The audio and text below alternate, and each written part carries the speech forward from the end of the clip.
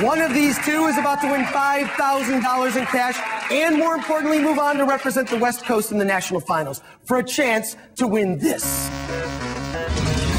Whoever is named the Ultimate Film Fanatic will win another $5 grand for a total of $10,000. But that's not all. You'll also get IFC. That's right. For one night, IFC is all yours. Play what you want, whenever you want. It's your channel. We just work here. Now that's a killer prize package, but only one of you can win. 6 entered, we're down to 2. Both of these players have proved they have excellent movie knowledge by surviving the first cut. Both have proved they have fanatic attitudes by surviving the great debate. But now only one will survive the obsession war. Each player has dug deep into their closet and brought with them 3 items from their personal collection that they feel makes them the ultimate film fanatic of the West Coast. Basically, this is just like war when you were a kid. You'll show off an obsession item of yours, Ryan will show one of his, and then our panel will decide which item is more freakishly obsessive, and Megan will give that player a star. It's best of 3, so the first player to get 2 stars will be today's winner, the ultimate film fanatic of the West Coast. Brandon, you won our coin toss backstage. That means you will present your first item. Let's check it out. Well, if we're trying to convict me as a film fanatic, this would be Exhibit A. This looks like just a regular notebook, but it's actually my logbook for every single film I've seen since fall 1999. This is how I can do my top 10 list and annoy all my friends on New Year's Eve by sending that out. So, That's number 1. All right. That's pretty obsessive. Ryan, what are you putting up against it? No one can really call themselves a true film fanatic unless they have a code-free DVD player, which converts any DVD that you purchase anywhere in the world to make it playable on U.S. systems. Anything that you buy in Europe, anything that you buy in Japan, won't play on American systems, so you have to get a code-free player. Okay. All right, panel. We've got Brandon's movie notebook versus the all-region DVD player. Tracy Lords, you're representing the panel here. Difficult as it may be. Hello. Because we like the gadget, Ryan's gadget, very much. But we think that Brandon is actually a bigger freak. Okay. Brandon, you've earned yourself your first star. All right. You got to win the next 2, Ryan, to take it all. Let's see what you got.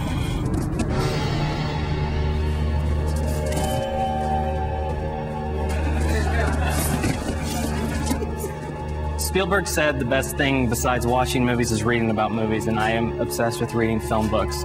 I brought sort of a semi-collection of books that I have at home, but the best one is Andrew Sarris's seminal 1968 book, The American Cinema, Directors and Directions, and it basically catalogs every major sound film director who worked from 29 to 1968.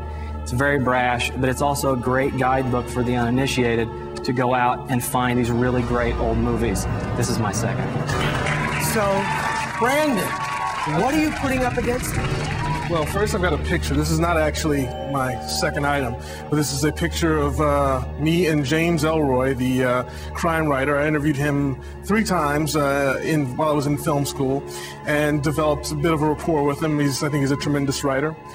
And I was able to come across this sometime later. This is his unproduced The Night Watchman, an original screenplay by Mr. Ellroy. He signed it for me to Brandon Wilson, Say It Ain't So, Shondell, his favorite line. But the thing that makes this really interesting is that if you turn to page 88, he used my name as one of the suspects that his hero protagonist is after. Okay, panel, we've got the signed original unproduced screenplay versus the film book collection. Richard Roundtree, you're representing the panel this time.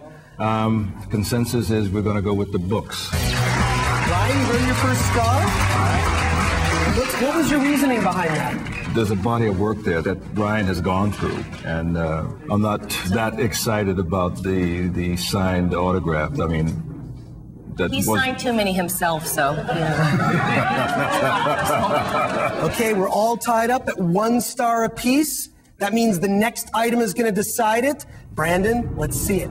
From the same period of time, this was back when I was in graduate school at UCLA, I got a chance, which is pretty rare, to interview one of my favorite directors, Bernardo Bertolucci, and we had a really interesting talk. It was a great augmentation to my education in film school, learning how to direct movies. It was great to then talk to people like him, and it's probably the best interview I ever conducted, so it's my third item. Okay. Ryan, you've come this far. Let's see your final item. Well, anybody who likes movies always has a bunch of DVDs, but you can tell the real film fanatic by the obscurity of those DVDs. I brought a collection of some of them. Some of them are very hard to find, and the most interesting are these two Orson Welles DVDs that are only available in Spain. This is Chimes of Midnight. It's in rights trouble in the United States, so you can't pick it up here. And then his equally famous unfinished Don Quixote. They're totally unavailable in the United States.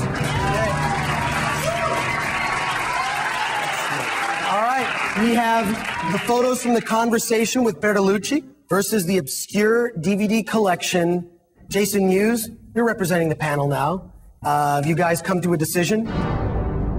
Yeah, so we're gonna go, I think Brandon's stuff's real sweet, and like it's nice for personal items like that, but for creepiness and weird, we're gonna go with, Ryan. Ryan! That's it! You've earned the second star! You've won! You are the ultimate film fanatic of the West Coast! Thank you.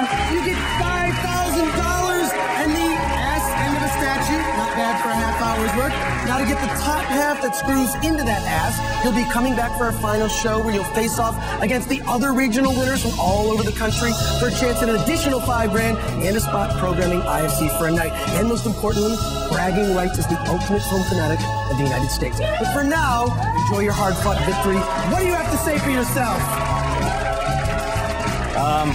I'd like to thank my agent and my publicist and my agent's publicist, but mostly my wife for sitting through all of this crap with me. And I'd like to thank my panel of celebrities, Tracy Lords, Richard Roundtree, and Jason Mewes. Join us next time on The Ultimate Film Fanatic, and we'll be scouring another part of the country for more obsessive film fans. Until then, this is Chris Gore saying, Jabba no Bada.